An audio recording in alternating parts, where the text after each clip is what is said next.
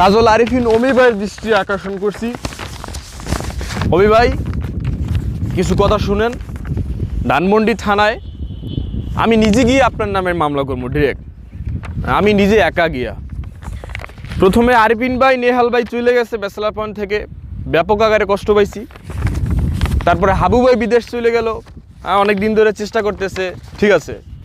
কিন্তু এই যে আপনি এক ব্যক্তি যার জন্য যে কাবিলা ভাই, শুভ ভাই কাঁদতেছে, কাবিলা ভাই আজকে জেলের ভিতরে আপনার জন্য। মানে কিভাবে কি বুঝাবো ঠিক বুঝতে পারতেছি না।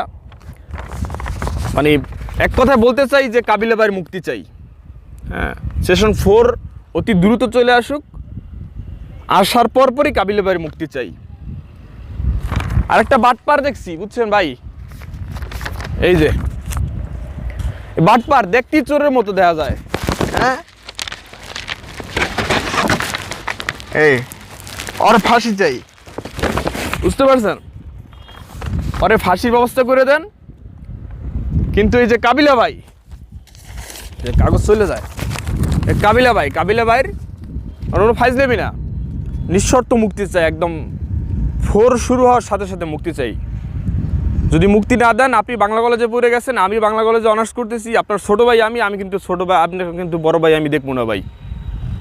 আমি তার মুক্তি চাই, কাবিলা ভাইয়ের মুক্তি চাই, অতি শীঘ্রই মুক্তি চাই। নাহলে আমি নিজে গিয়ে আমি কাফি, আমি নিজে গিয়ে আপনার নামে সরাসরি মামলা করে দেবো।